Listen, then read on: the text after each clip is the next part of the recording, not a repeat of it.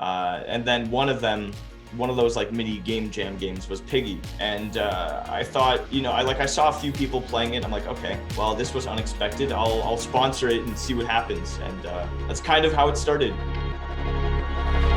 This isn't just something people play. It's an experience they share, discuss, and bond over. And so for these reasons, it's my honor to present the Builderman Award of Excellence to Piggy by Minitoon.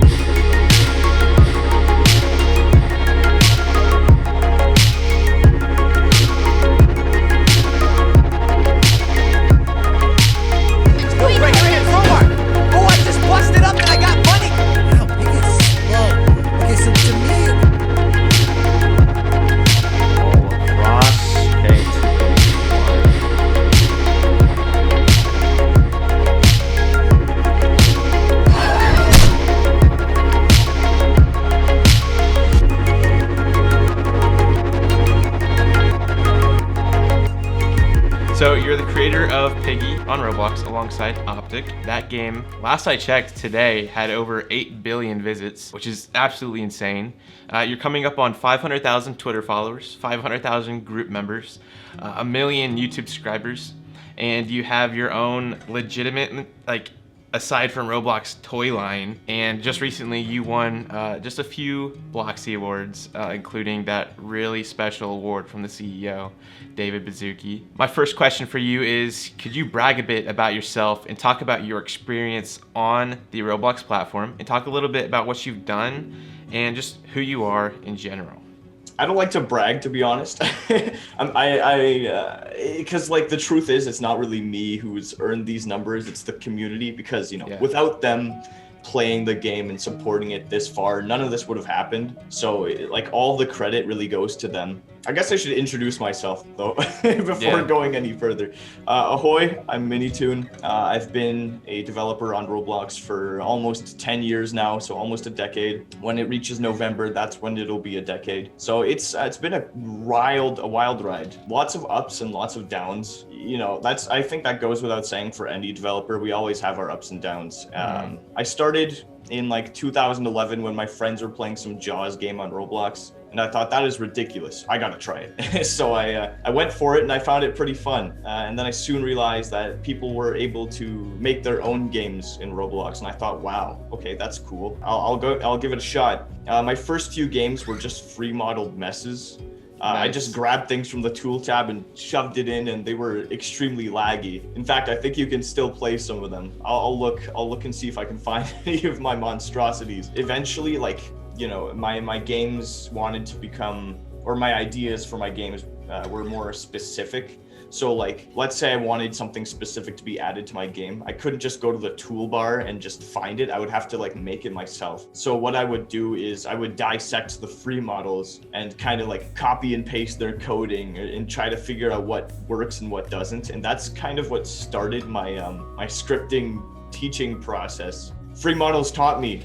Yeah, you heard it here first, folks. That's that. And the more and more I did that, I realized, there's better ways of doing certain things, because a lot of people have different ways of scripting. Some people have 1,000 lines just to do something simple like play music, and I sort of found my own style through the style of many different creators, as well as the Roblox wiki, which I started reading afterwards, the dev wiki. And I've met a lot of awesome people throughout that journey. I don't even know how to describe it, honestly, besides how I've already described it, just being a roller coaster. Because around in 2017, that's when I made my first popular game. It had about 200 concurrent players, and that was my first experience with managing a community, which didn't go so well. Because it was my first time with sort of, I want to say power. I mean, it seems so ridiculous in retrospect, but I didn't really know how to deal with it. So if there was someone I didn't like or disagreed with, I would just ban them, just gone, bye. Nice. It was pretty bad. And I got a lot of backlash. I say a lot, but once again, it was a small community. To me, it was the world. So after a few years of nonstop updating that game and dealing with that community, I just wanted to try new things. I got so bored of the same formula every day. So So I decided to like sort of make these smaller games that would take me like, I don't know, a day or two to make. These mini game jams for myself to see what I could do. I made a tycoon game in a day. Those are extremely easy to do. And then one of those like mini game jam games was Piggy. And I thought, I saw a few people playing it. I'm like, okay, well, this was unexpected. I'll sponsor it and see what happens. And that's kind of how it started. It's kind of exploded from there. Albert played it, which brought a lot of attention to it too. And from there, it just went up and up. And I had no idea how to react to that. So. And when was this? When was the day you released Piggy? That was January 25th, I think, I want to say. Of when? Last year? Of 2020, yeah. No way. Yeah, it was wild. I did not expect it to just blow up like that all of a sudden. It was such a simple idea back then, and it was kind of just a ripoff of Granny at that point. It wasn't very original at that time. I like to think that it is now. I don't know, it's up to the viewers to decide that, but yeah. So CrackUp32 asks, well, based off our past 5 minutes of our conversation, all your success has been really in this past year. So with that, how did this major success of yours, Piggy, affect your day-to-day life? What does your life look like beforehand compared to now? Well, it's a very big difference before, because then I was in school. So then I wasn't really worrying about the future. When Piggy came along, it made my future a lot more predictable and easy to follow along with, because most people my age would be focused on trying to get into a college or university. I think Piggy came at the right time for me to not have to worry about that. So I'm pretty lucky in that regard, though. Piggy, it's not all good. It's Sure. When it first came out, and I was doing chapters 1 to 12 of book 1. It was a lot of work. It was nonstop work. I did a chapter every week, which really took a toll on not only my mental health, but my physical health. I started losing hair because I was getting so stressed from it. Now I'm growing it back. So it appears so. A little too long now. I was so focused on that, I rarely spent time with my family, who lived in my own house. I was always just in my room working, so it was quite lonely and very time consuming. But now, I've realized maybe I should take my time with updates, which has helped me get a lot better in terms of health. So to make this a little harder for you, beyond Piggy, like the game Piggy, beyond that, what would you consider your biggest accomplishment on the Roblox platform? That is a tough one, beyond Piggy, because so much of it is because of Piggy. I think my biggest accomplishment on the platform is honestly something that not a lot of people would say. Normally people would expect me to say winning the Bloxies, which was crazy. I think my biggest accomplishment was making a community that would make me happy. If I delayed an update or something, they would be so understanding, and they'd be like, okay, take your time, that's okay, don't worry about it. As opposed to some where they would the pitchforks and chase after you and witch hunt. But I guess my biggest accomplishment is my community. Yeah, that's my answer. Just making sure it's a positive place and hopefully a welcoming one. So.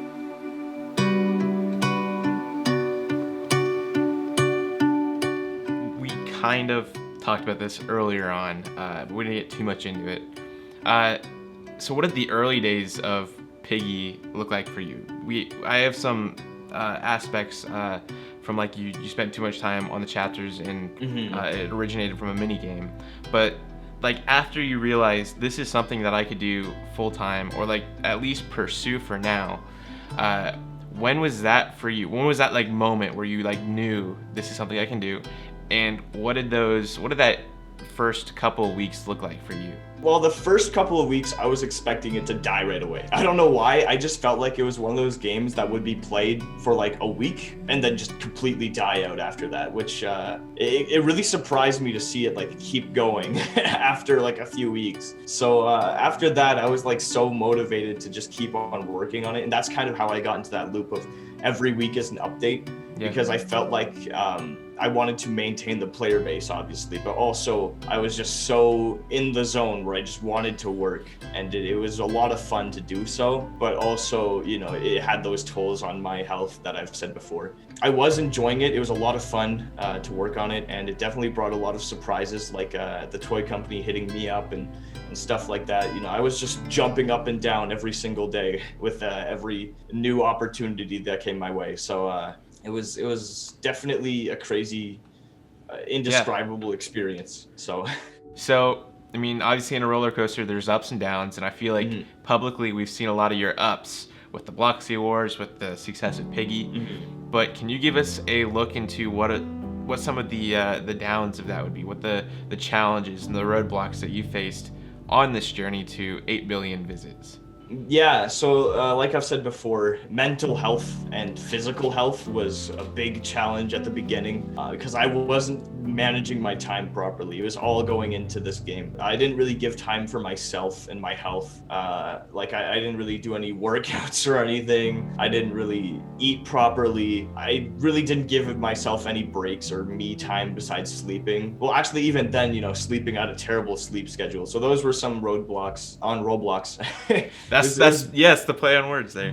Yeah, there it is. Yeah, I was just thinking of that the whole time. But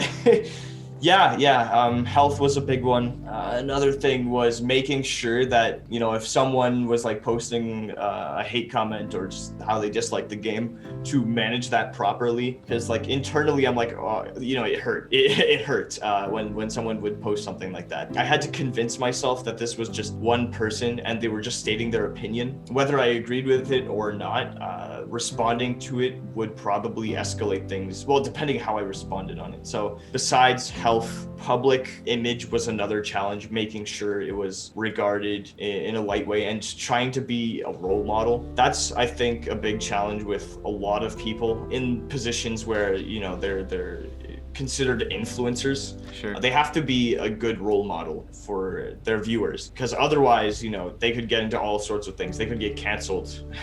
And it's important because, like, the way I see it is, if I teach other people to be more kind and positive, it's gonna inspire them to be that way. And if they grow as well, then they'll hopefully take tips from me and do the same thing, you know, try to spread positivity and make sure no one feels kind of left out of anything. So I kind of already know your answer for this, but bear with me. What's something you wish you would have known, or something you wish you would have done differently before jumping into this whole world of Piggy and Roblox and all these followers? I want to say, like, being strict on my IP policies and all that, you know, like protecting the Piggy brand would be the one thing. But at the same time, you know, if I didn't do that, then who knows how strict I would be now, right? I guess a lot of my like past mistakes were thankfully before Piggy, like with my older communities, so that, like, you know, if I wanted to go back and change something, it would probably be back then. But then again, you know, if I did change that, who knows the type of person I'd be today. So I don't know. I'm honestly not too regretful. I'm pretty happy. That's you know? good, dude. What would you say your personal mission is? And another way to ask that question, or just an additional question, is, you know, what's something that you would like to achieve on Roblox that you haven't yet? The second question, I have no idea. You know, I've achieved as much as I could have asked for. My initial goal before Piggy was hopefully make a game that had more than 200 concurrent players. So I'd say I've beaten that. It's at like 50K. I was looking at the game and it had 50K concurrent earlier today. I don't even know if that's like notable for you. It might. Oh no, it's on its lowest period, I'd say now, because I haven't updated it in such a long time. I haven't updated it. I'm sorry, Piggy fans. It's coming. An update is coming. But it's reached about like 500K at some point. So that was the biggest point for us, and it was wild. So yeah. As for the first question, I'm sorry, I completely forgot what it was. What was it? Yeah. So what's your personal mission? My personal mission, yeah, that is just to entertain people and make sure they're happy and having fun. I guess that's it. You know, it doesn't have to be anything too complicated for me personally. Yeah. I just want to be a good example and hopefully make people see the world through my eyes. So The very last question, just in general, could be life advice, could be practical advice. You know, what advice do you have for the people watching now? Be good. No, I'm kidding. I'm kidding. Yeah, just 2 words. No. I don't know. You know what? Be yourself. Treat other human beings as human beings and treat them like better than they would normally be treated, because then they'll treat you the same way, and just spread positive vibes. That's my message. I haven't really thought about it too much, you know, but just do you. It works. Do you? Well, that was my last question. Do you have anything you want to mention while I'm still recording on everything? Yeah. Subscribe to Nate's channel, guys.